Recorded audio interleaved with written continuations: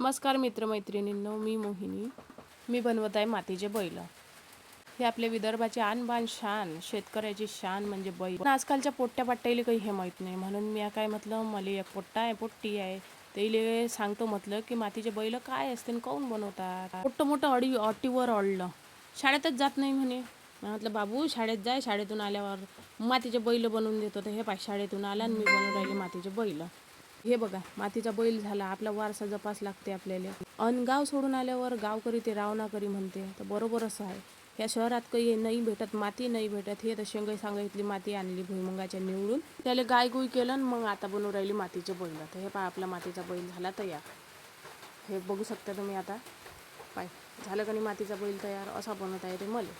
हे मातीचे बैल मोठी एकच जाऊ लाईनी होती, तर करू म्हणून जमते. तर माझ्या आपल्या लेकराला समजून सांगा. तर हे पोट्टं पाय कसं मनात करते, म्हणते माया इकडे व्हिडिओ कर, म्हणते कर. हे बाय हाय, हे माझ्या पोट्टं वय मोठं मनात करते. हे झालं त्याचं मनात करणं. आता घेईन तो माझ्या हातचा बैल जगते ना, बैल दे म्हणते मला, मी दाखवतो म्हणते व्हिडिओ. घे बापा बैल तू पाय. तर हे पहा झाला तयार. तर कोणाकोणाच्या गावामध्ये बैल करतात ते मला नक्की कमेंटमध्ये